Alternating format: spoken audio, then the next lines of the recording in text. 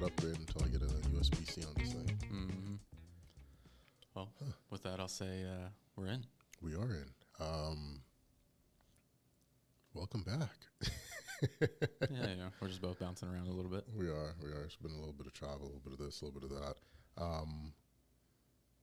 Welcome to This Week in Barbecue, the barbecue-focused podcast that introduces you to both the good, the bad, and everything in between in the world of barbecue. I am your host, Rasheed Philips, and joining me is the face you're seeing a lot more often than what you used to, and the voice you definitely recognize, Mr.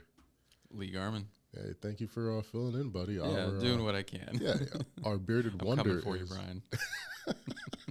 Shots fired. He doesn't flip his ribs either. I've never made ribs. That's it. There you go. Just by default, you've technically never flipped your ribs. No, shout out to Brian. Those of you, if you can, go wish him well. You know, he has gotten the COVID after 3 years of fighting valiantly, dodging it like a Matrix bullet. Finally caught up with him. So with that, he is not here to record, and his pop-ups are not currently happening. We will update his schedule once he has all that stuff locked in, but he wanted to be here. At least we hope he wanted to be here. We never know. But so he says. So he says. I don't know. I still default to that video I sent him where it's these two British guys who talk. They do comedy. Yeah.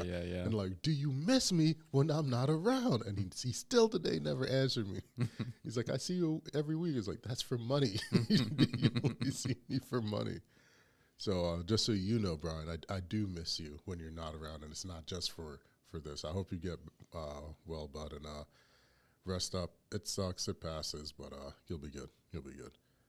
So I would say what's the latest in the news, but we're just not going to talk about what we just talked about. We'll just skip that one for right now, at least for now. Yeah, can't go there quite yet. No, soonish. Maybe next week's episode. We'll roll in some things. When we get some other people who can talk about it with us, that's when I say we flip over to that.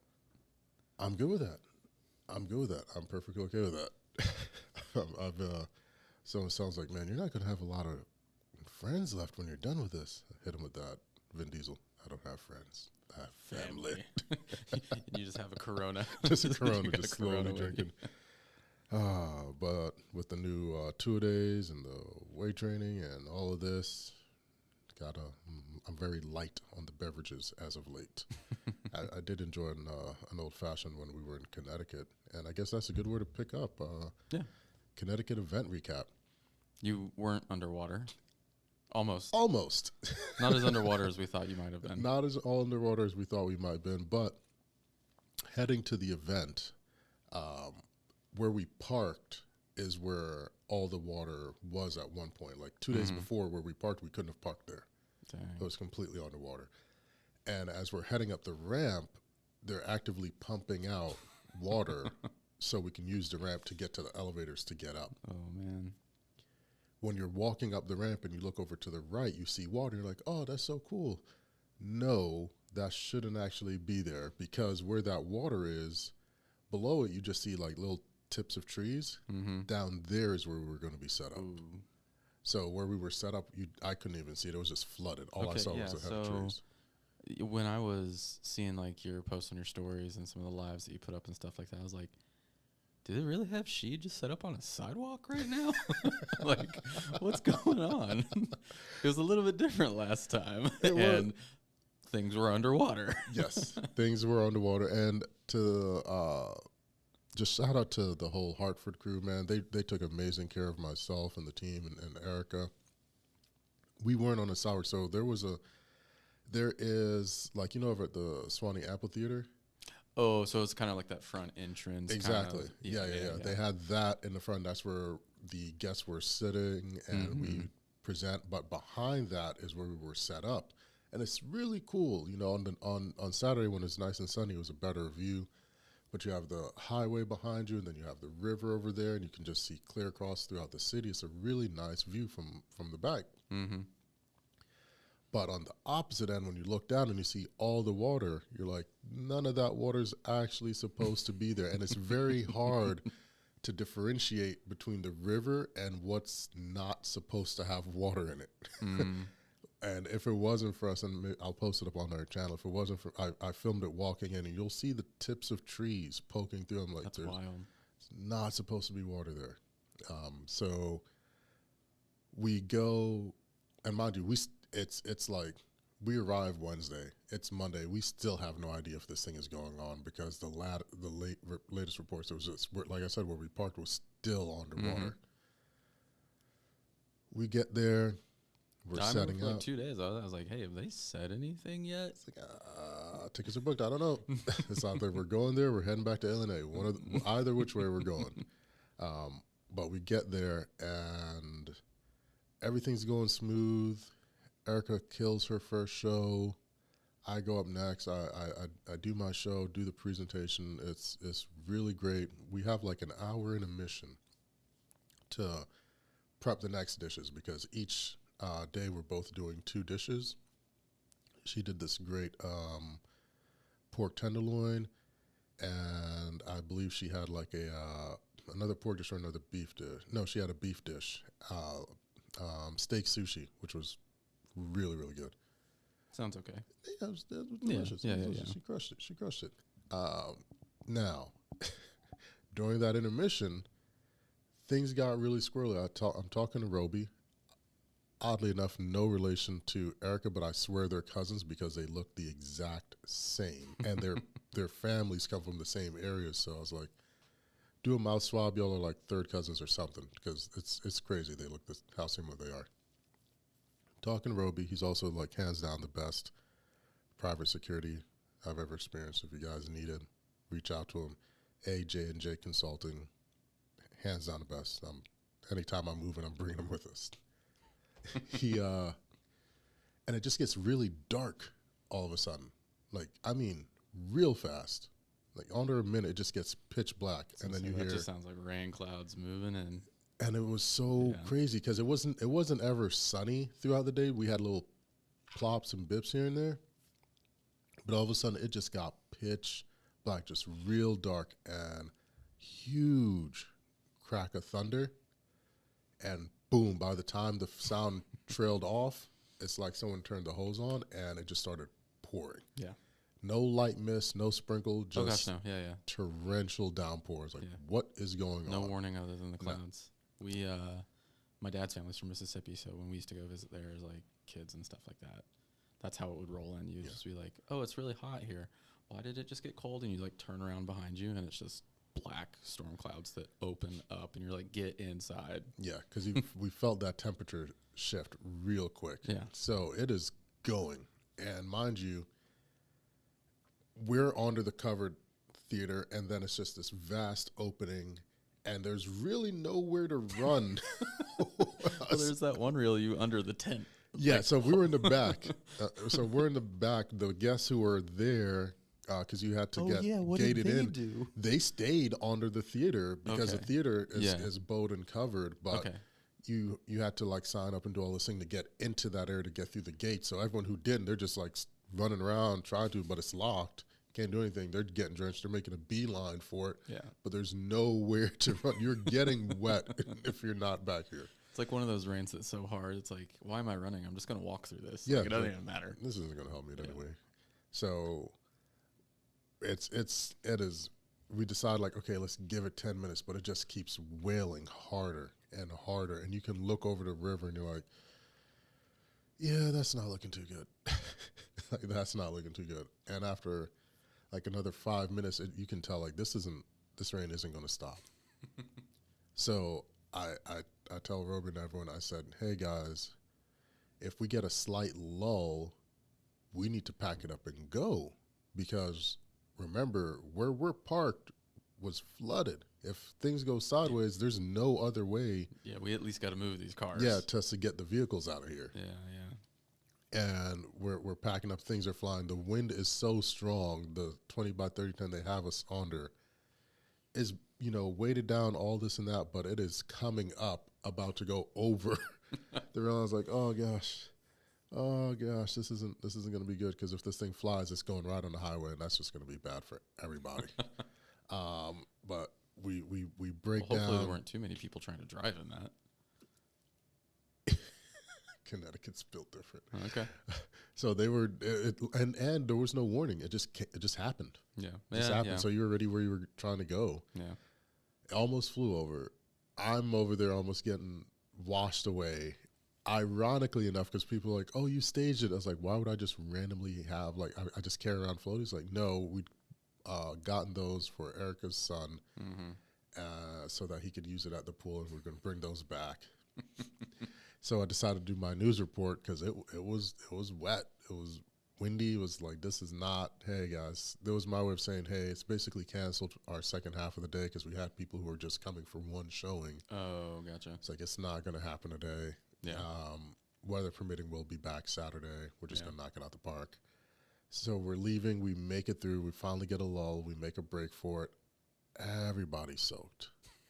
Head to toe. And I mean that uncomfortable soak where you can squeeze your shoes out type of thing. It was just drenched. And it's an hour drive back. So it's just like turn on the heated seats and dry out. But on our way back, this is why I say Connecticut is built different. On the way back, you know the delis, the little bodegas when they have the little tables and chairs and stuff out front, and the umbrellas and everything.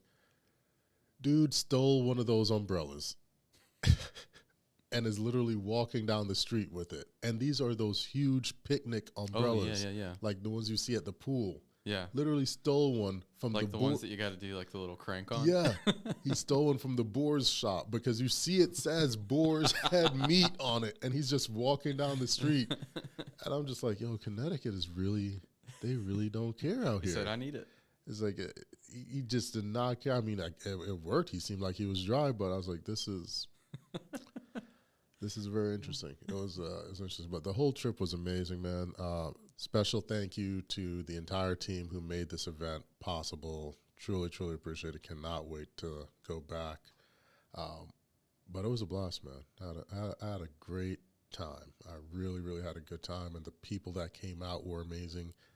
They were saying, like, Connecticut has more Jamaicans per capita than anywhere else in the country. Really? I was like, y'all ever been to Miami or New York? Because I don't know if that's how. I don't know. You don't even have to count all of New York. There's just a couple neighborhoods you can exactly. go to. Give me 2 blocks. Yeah. Yeah. I want to see like a report on this. I need facts, factual proof. Yeah. So do I. Let's see here. What else do we have? Oh, interesting enough. Kings of Barbecue is coming out. That is the show with Cedric the Entertainer and Anthony Anderson. And I have to tell, it's a really surreal and trippy experience. Because I remember when we were at the old office reporting on it, like, oh, hey, celebrities want to lose money. They're getting into barbecue type of thing. Because it seemed to be like there was, I think DeAndre Simmons was getting into barbecue. She was at a festival. And then this broke. They were talking about the show. I did not expect to be a part of the show back when we were just covering it. And going from covering it to being a part of it, I can tell you it's been a blast. Yeah. These guys are obviously hilarious, but they're smart and savvy businessmen. They're not just about the end dollar, but they actually genuinely care about the craft and making sure that it's done right and it's upheld to certain standards. So I can't wait for everyone to see the finished piece. It actually airs, and the promos are running. We'll share them and we'll link it in the bio and in the show notes. But the promos are running right now, and it is airing August 12th on A&E. So we're going. Is that prime? That's prime time. I don't know. Maybe. I feel like it's prime time. Yeah, we'll call it prime time. Prime time enough. And if not, we'll make an adjustment. Like it is actually not prime time. Yeah. So you got to jump out there with them a handful of times. You know, and obviously you kind of got into the show a little late because that just came because you were cooking steaks at Memphis in May and handing it out. But what was your, like, of the few times that you got to jump out there, what was like your favorite experience or your favorite like place where you got to just, you know, jump in? Oh man, I think it's hard to pick because it was just I'll actually say one of the first times. So one of the first times I went out there, and this is where I tell people, like, you guys have to be ready and, you know, take care of yourself because this is a demanding role, believe it or not, just depending what avenue you go. one of the other times they'd had me come out, I think they called me, and them called me like Monday evening, and we were chatting, and they're like, yeah, we're doing this thing, you know, Wednesday, Thursday. It's like, bet, that's what's up, man. It's pretty cool. He's like, yeah, can you make it? Like, we want to do this, this, and this. I was like, it's like Wednesday at 10 o'clock my time. And then I was like, all right, bet, you know, so I talked with them, rap with the team. They wanted me to do this, that, and third. I was like, all right. So it was Monday, like 10 o'clock my time. I had to go do some stuff to bring prepare with them. I'm up all day, doing what I have to do. I hop a red eye on Tuesday night. I land at like 3. By the time I get to my hotel room and everything, it's like 4:30, and I'm on set at 7:30. Yeah. And it just take a shower and head to set. Just shower, hit the gym, just get the body moving. Like, you'll be all right. Yeah. We get there, and I love when I can see people genuinely enjoy my food. That's what makes me happy. Mm-hmm. So I'd made some stuff with their seasoning and their rubs and sauces, and I make this pulled pork sandwich for Sed, and he just smashes it. just goes. You can tell he forgot. Not I was gonna say, not even like worried about the cameras that are on him. He just didn't talk about it. Just finished this. Like, wait, I'm gonna finish this. Goes like I could tell that he forgot we were there to do something. Yeah. Because he finishes it. And there's a rule when you're doing these type of roles and these gigs. The less you hear from the producers, the better you're doing. Yeah. So when you don't have anyone in your ear saying this, when they're not cutting in saying it, keep on keeping on. Yep. And the only time we heard from the producers, she popped in. She's like, can you make another sandwich? Because we kind of got to get it on camera. And that made me happy, you know, because I've followed his career from the Steve Harvey Show all the way to the original Kings of Comedy. Mm-hmm. Ta-ta-ta-licious, I ain't calling no other grown man delicious.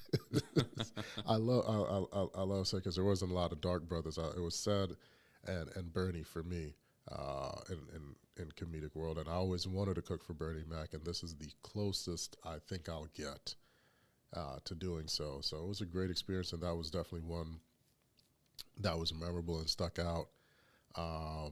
Having them give me thanks at the launch party was a really nice, memorable one, because got to see like Tashina Arnold and Tisha Campbell, and they both still fine, just both fine. You know, see them growing up on from Little Shop of Horrors to on House Party to Martin to My Wife and Kids. Like, you just still fine. So good on her.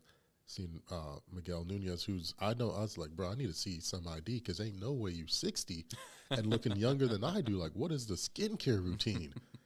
But that event and just, you know, getting that little acknowledgement from them, it meant a lot. I didn't have to do anything like that. So that was really cool. And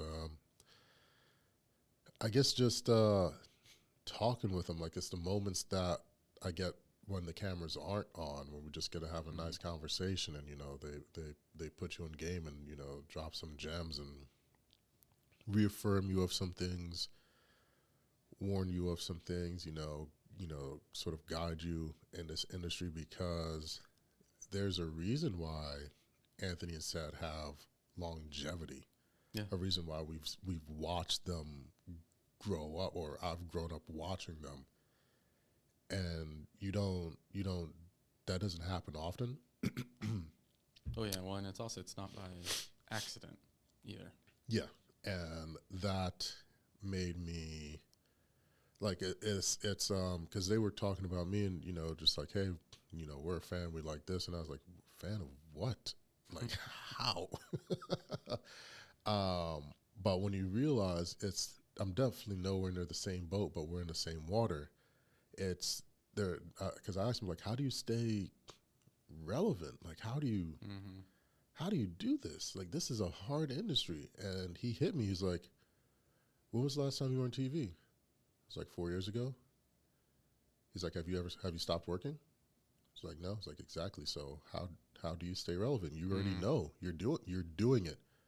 It's like, you were on TV 4 years ago, and why haven't you been on TV again? It's like, I haven't wanted to. I've been doing other stuff. It's like, see, you haven't stopped working. You've reinvented. You've shown you can do more than just one thing. Yeah. You know, he's like, that was, and I say to everyone too, it's like, yeah, that was a thing you did. It's not the only thing you did. Yeah. People recognize you from different stuff. We were in Connecticut at the Big Y, which is a store out there. I feel like it's just their version of Kroger. And cats were like, oh man, we just saw your Toyota commercial. It's like, oh, cool. Appreciate that. It's kind of cool. And, you know, That one from like 2 years ago? yeah, still runs. And because what people don't know is I did several. I did one with Complex and I did one with Toyota. So there's like, I think 2 or 3 rolling around there. So why not? I'll keep cruising around in my Tundra. I love it. But he was just saying about not being pigeonholed, reinventing yourself, and just constantly working. Despite popular belief, I've been offered shows. I just don't want to do them. Some of those I've said no to. I'm so happy because you're not going to have me chucking and jiving over watermelon. That is not my thing. Yeah. Right. Oh, yeah. We talked about that one before, but it was, not doing that one. But it's one of those that what most people would think will make you or define you isn't the thing, because a lot of people get to be on the screen. And everyone gets 15 minutes. You gotta learn to milk that. And I love Rodney's quote that he put on Chef's Table, Pitmaster. And it was talking about when the New York Times, when he got off the phone with the reporter, and he said,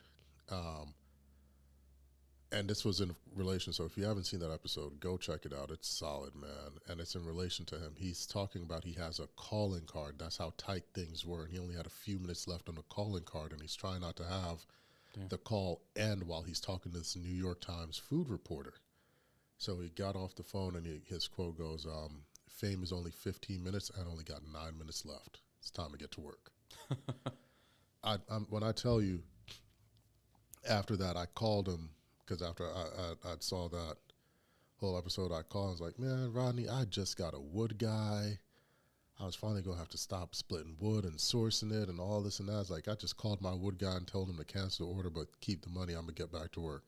I was like, you know, it's too early for me to slow down. I need to double down now. But yeah, fame is only 15 minutes. You got 9 minutes left. It's time to work. You know, don't let that one thing you do be the only thing you do. Yeah. You know, it's been great. I've flown with the Blues. I've fed the Blues. I've fed thousands of military. Through your contacts, have helped fund and build schools. We've done numerous givebacks. We've filled libraries with books. We've fed countless hospitals, donated so much to different orphanages, just a lot. You just have to keep going, you know. The more I receive, the more I'm able to give. Yeah. And I just love that. That's a very long, convoluted answer, but it was, you know, that's just what it is. This isn't just a and B type of thing. You got to go A to F, back to D, come back over. Sometimes it's a journey. It is very much a journey, but it's a really good one, man. Yeah. It's a really good one. And we've got some other stuff to talk about, but since you talked about journeys, I wanted to bring this up. Let's see where we're at here. Am I in shot? Yes. Right on. So, this... Actually, now that I'm looking now you get at that bottle, I'm like, oh, man. Oh, we're going back, baby. Yeah. We're going back, man. So you guys have emailed and said how much you like the stories and like their origin stories and the grit and grime. So I'm about to get real with you guys. Dude, I remember when those stickers were going on everything. Everything, right? See, you know, I'm telling you, Lee's been down for a long time, man. Everybody needs a Lee. Everybody needs to find somebody that's crazy enough to believe in them. Because I always tell people, don't hang around me too long. You're going to end up believing in yourself. But this is this was the prototype. Mm-hmm. This was the prototype for my rubs. Now, a lot of you are like, oh, well, the show made you get your rubs and this and that. No. What you guys don't know is that this is also not my first barbecue podcast. Before the show, I've already cooked for some of my favorite childhood celebrities: Diamond Dallas Page, Hulk Hogan, Montel Jordan, countless others. I've been doing this. Well, I should probably actually put that book out, but it wouldn't have any of that stuff. I want to put a business book out, but this is how things started. In these bottles with these stickers, trying to sort it out and figure out what I'm doing, how to get it somewhere, and I had to hunt for this, but this is the original set of designs for the rubs. Little fun fact: I have a real expensive piece of paper that says I can color inside the lines, and I drew these up myself, and I wanted to see what it would look like, right? So for those of you who are out there that have that vision in your head and you're just like, I'm just not getting it, like, what do I do? Make it. Make it. I ordered a bunch of these off of Amazon, right? These little 8-ounce, 6-ounce bottles, shaker tops from Amazon. Then I took my design and I brought it in, and I went to Vistaprint, and they're always running a deal. So I measured out like what size I would need, and then I traced it, and I sent that in to make stickers. Don't look for labels. So here's your reverse act. Don't look for labels. Just look for stickers, because there's always a deal on stickers. So I had a bunch of stickers made, and then I'd peel them off and I'd position them on the bottle, and then I could actually see like that vision in my head come to life. And man, I don't know what it was, and I don't know if it'll work for you, but when I tell you it fueled the hell out of me, you couldn't slow me down. You could not slow me down after that. I was on it. But yeah, this is how the trio started. Good Feathers, Slab Father, and American Prime started just practicing on little bottles like this, getting the designs right, placing it so I could see exactly what it would look like. And I wouldn't sell them because I couldn't sell them. I would just give them out to friends and family for feedback as I was developing the recipes. And once I nailed it, got into co-pack and started getting low distribution and pushing them that way. But yeah, guys, just like, want to give you guys a little peek into the journey. And soon enough, you'll be able to grab these guys over at your local Home Depots online and stuff. So it's a long process, right?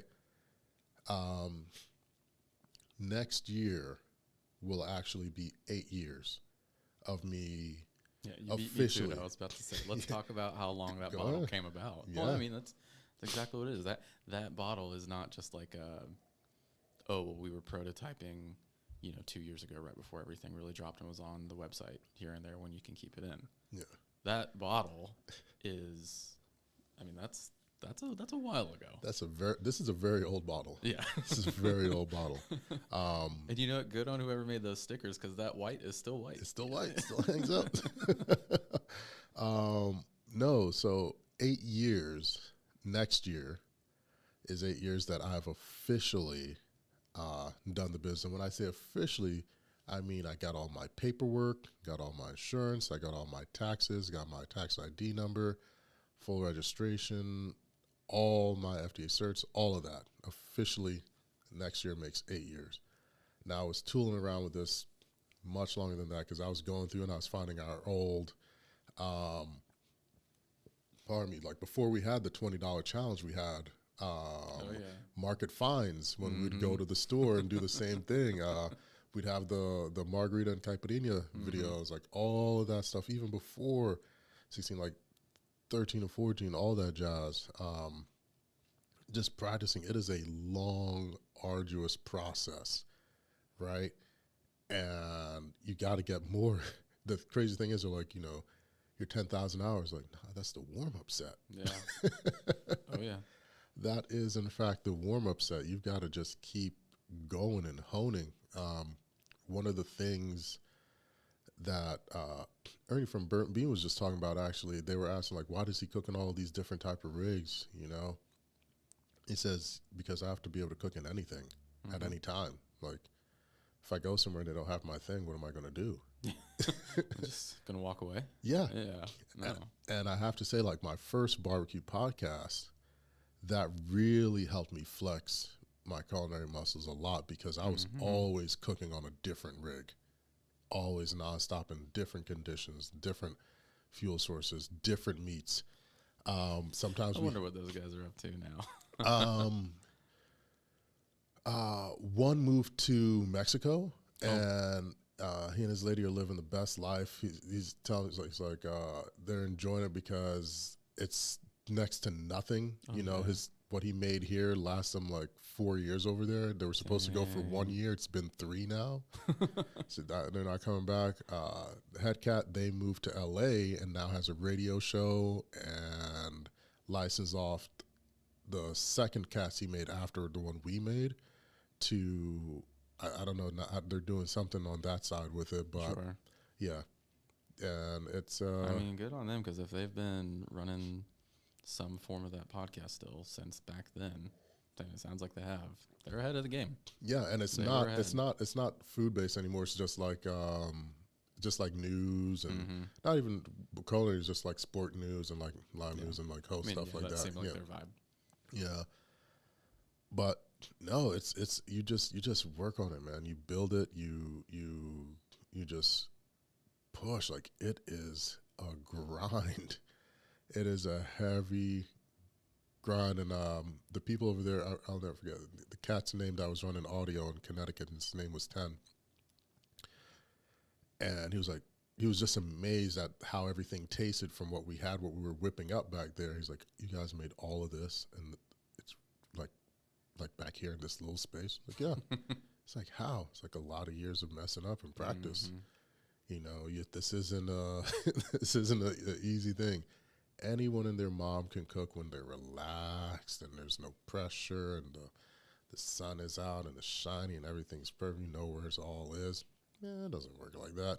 When you literally have a torrential downpour coming onto you, or when you wake up in the morning of and it's freezing cold, wood is wet and frozen, and there's always going to be these weird things, man. I'm telling you, if you want to get good, do what you're doing. If you want to be great, get uncomfortable and do what you're doing.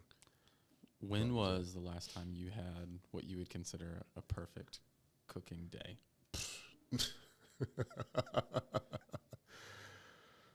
Hell, even when we try to film, we don't have perfect cooking days. So, hey, the weather's looking good. Okay, cool. I'll be over in 15. I still crack up at us cooking at 2:30, 3 in the morning during a lightning storm for a client. Remember the tomahawks? I honestly kind of forgot that it was about to open up and there was a lot of lightning. I forgot about that part. Yeah. And like, maybe we should have stopped, but also it's like, we got to get it done. We got it. They want it tomorrow.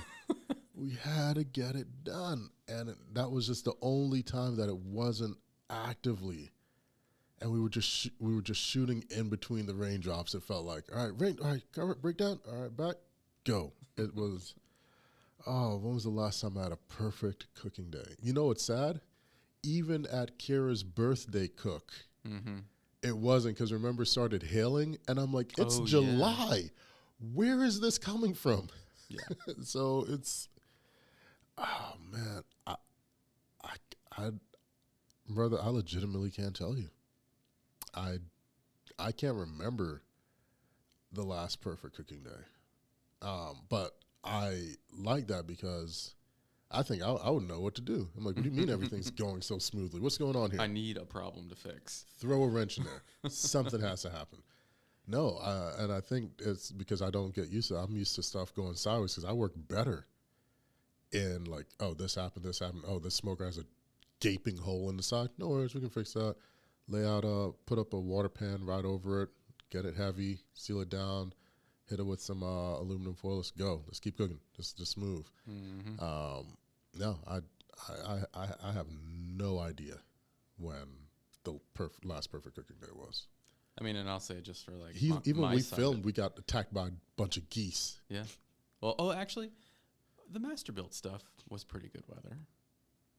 It was hot. But which I'll take over the previous ones where I should get an Emmy. I should get an Emmy for that. Everyone's seeing that like, oh, it looks so warm. It's like, no, it was 29 degrees outside and I'm in a T-shirt by a frozen lake. Like, if you watch those videos. No, if you pay attention to that first round of smoke sessions, like, the trees are dead. Yeah. Like, look at the foliage around and you'll see it's like, oh, yeah, it's probably not spring or summer. No. It's like, forget the foliage. Look at the lake and see the geese moonwalking on the frozen lake.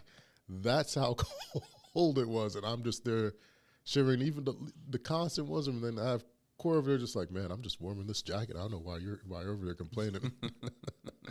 But I love it. I absolutely love it. I wouldn't give it up for anything in the world, man. I do, but perfect cooking days, few and far in between. Mm-hmm. Few and far in between. But I love it because I can cook in anything.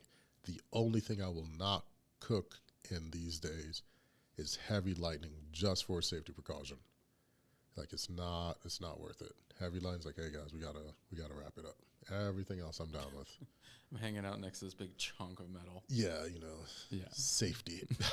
I don't need Mother Nature to mistake me for an oak tree. Yeah. Really. But no, man, good times. Little memory lane here, yeah. Yeah. We gotta start showing some other stuff, but let's jump back into a little bit of the news. Let's catch up here. If you guys are wanting to learn and be a part of an absolutely amazing team, Moos Craft Barbecue is hiring. They're hiring. So I believe we spoke on Heritage last episode or the episode before. They were hiring. But Moos is hiring. If you're interested, you can email them. Shout out to Andrew and the crew.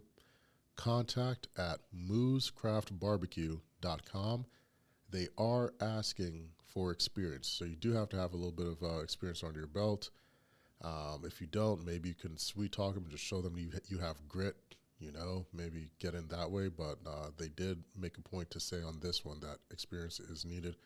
And you're working with, literally those who have been marked as the best in the business. So you guys are always asking, how do I get into this? How do I learn? Here's a perfect opportunity to learn and get paid. I learned and it cost me money. So you're getting you're getting a better deal. You're getting a better deal. Next, there is also Big Moe is doing a Masterclass. And if you have a passport, you too can be a part of it because it is not here in the U.S. He's in Slovenia. And I'm not even going to try to say the second word of the location. All I know is it's Lake Zbilje. I've got no idea. It hit me with a Z, B, and a J. And I was like, all right, and I wish I could say, link in the description. Yeah. Yeah. All the information is going to be in the bio, but it's in Slovenia, August 11th from 4 to 9 p.m. at Lake Zbilje.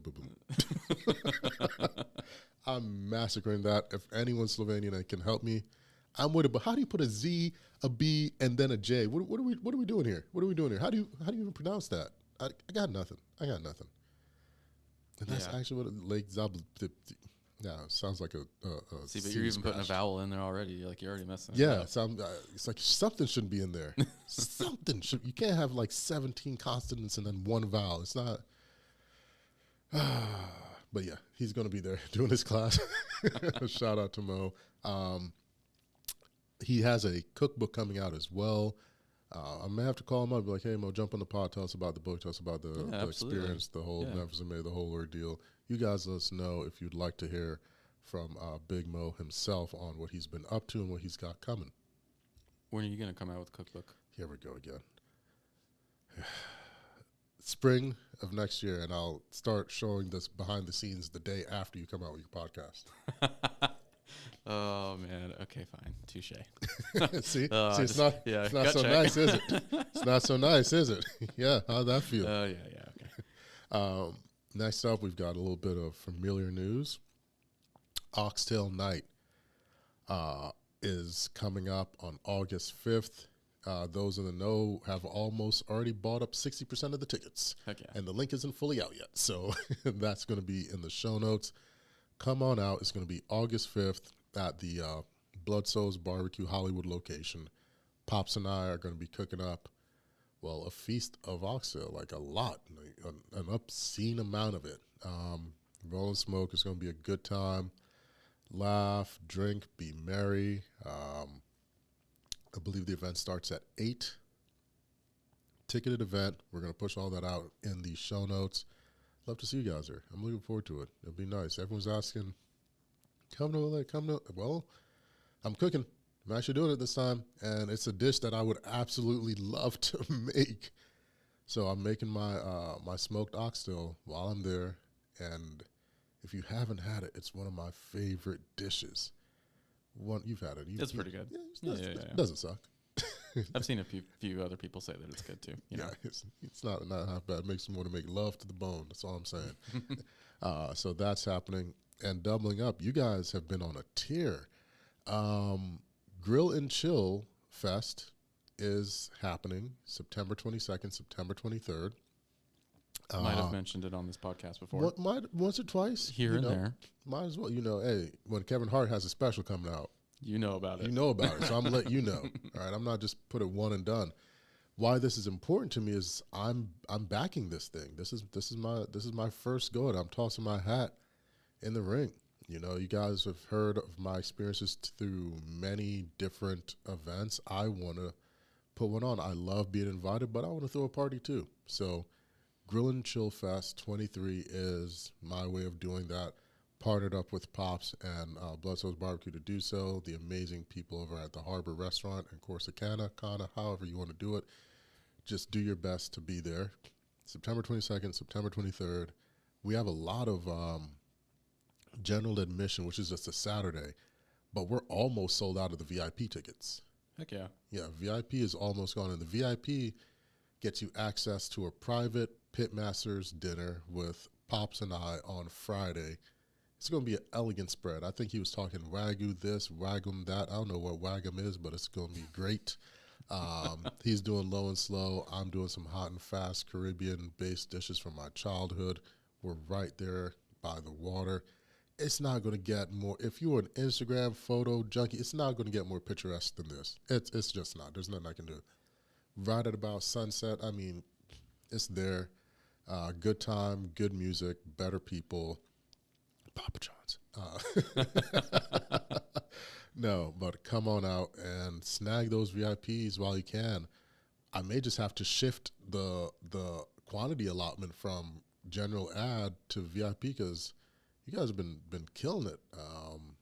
There's a lot of fun treats coming. We've got a great lineup. We've got the barbecue brawl, the winner of Q, Miss Erica B. Roby, coming out. She's going to be making some absolutely amazing dishes. How many times you get grub from a multi-champion winner, Memphis and May Champ winner? She's walking the stage so much they just, wheel her across there in a hover round. We also have fan favorite from season 2, Barbecue Showdown, Mr. Logan Sandoval of Zeph BBQ coming out. He's going to be bringing some of that chef flair with that pitmaster taste, and it's a whole bunch. Pops, of course, he's going to be doing what Pops does. He's going to be doing his thing. There's a reason why that man's cookbook won a James Beard Award. I'm just saying. And, me, I don't know. I think I'm just there because my name's on it. I'm going to be cooking up too. That's why you had to pay for everything. Exactly. So you could show up. Exactly. I had to find a way in. I'll be there making food, and the Pitmaster dinner will only have food there that's extremely special. That menu will not be rolling over into the next day. So if you miss that, I don't know what to tell you. We're going to let it roll until tickets fully sell out, which at this rate will likely be by the end of August. So if you haven't yet, if you're thinking about it, get it. There are places to stay around. I would definitely recommend getting a rental vehicle of some sort, but there are some wonderful hotels about 15, 20 minutes from the location. Where we are, there's a ton of condos, so check the address on the ticket and see if any of those are up on Airbnb. I know some people who have gotten some that are literally right there. So from the condo, you can look out and see the water right where we're cooking. Like it's a great place. But yeah, definitely come on out. Can't wait to see you guys there. What else do we have there? Oh, and you can get those tickets and more information at grillandchillfest.com. And check out the Instagram. It's nice. I post all types of stuff there. We got all different types of things going. Talk Big Moe, Talk Grill, Oxtail, Kings, Moos. There was one more thing I had put that shout out to shout out to my buddy Matt. He treated my fellow blues well. Apparently, he went to a show the other day, and I just got a message from Chewy. He's telling me, he's like, he went over to the blues practice to say, hey, and brought the whole fam out. It seemed like it was just a great guy to everybody, and I was like, yeah, that's how Matt is, man. You know, so it's always great. It's always great. So thank you for that, Matt. Thanks for going out supporting the whole crew. Means a lot. There it is. Yeah, I still don't want to talk about that other one thing. I'm not gonna do that. Not yet. Definitely not. It'll yet. happen. It will. It'll happen. But a couple of points that I didn't want to mention. It seems here, you know, we know our brother in smoke, Robert here, is still going through his treatments, and they are doing a raffle for a Grizzly Blocks cutting board. So this one has "Fuck Cancer" in the bottom left, and then has Robert's logo on the right. It is I don't know if they're going to be doing series or versions of this, but it's a 24 by 18 block, and it's being raffled and auctioned off. So those of you who are trying to help or donate, we've put the link in before. It's been in the show notes for the last few episodes. Anything you can do helps a lot. And he seems to have great spirits about it. You know, he's joking about, well, you know, I'm going to lose my mustache here, my beard here. Like, do I grow when it grows back? Do I do the handlebars or I do the full Fu Manchu type thing? So great spirits. And even if you can't raffle, you can't donate, you can send a, you know, rooting for your brother and well wishes. So stuff like that. Appreciate it, guys. It really does go a long way. Yeah. And Rodney has Shasha, which seems to be. I'm trying to still sort out. It's like, brother, you gotta help me out here. It's this like a membership cocktail lounge experience that he's had in development, and they just fully launched it in New Orleans. So Shasha, we'll have a link to that. I mean, if I get free drinks with a membership, I'll do that. I think that's such a dope concept too, like a membership to a lounge. Is it like I mean, obviously not like a speakeasy because people know about it. Yeah, but yeah. Like, can you get in if you're not a member? Do you I know? would assume not. It just says it's membership only. So maybe I'll call her. I'm like, hey, Ronnie, you want to tell us about this? Could you explain this? So we know, like, and I'll do a membership. All you can drink old fashions. Let's go. No, but no, that has been the news of this week. Anything you got to add, bud? Questions, comments, concerns? Yeah, this is where I'm not as good of a co-host as Brian because I don't live barbecue like you guys do. But you eat enough of it. I do eat a good bit. Actually, this is a question that I meant to ask earlier or thought of earlier. Just because there are meats that are named things that aren't from that part of the animal at all. Is oxtail actually, obviously, it's probably not the tail. Where does it come from? Tail and shank, yeah. Shank, okay. Yeah. All right. It's pretty good. Yeah. It's delicious, and you got to get them thick, meaty cuts too, like them 3 to 5 inches, and those little nubs at the end that you can't do much with. You know, just chuck that off somewhere. You use it to make the gravy. Yeah. That's really all it's for. I'm really going to see if I can whip up a test batch. You know, I like to. What a lot of people don't know is, like, before I go to most places, I still do like a couple of cooks in different, like, all right, it's hot, it's cold, do this, just the flavors. Mm-hmm. But this is one of those that I've made so much that I just generally want a plate. Mm-hmm. I'm not gonna lie, I just generally want a plate, so I may just stop on the way out of here to go grab me some at these exorbitant prices that they're charging for them now. Like, dude, everything's going up. Meat. We were in Connecticut, and before we rolled, I almost had a heart attack there. We were in Connecticut.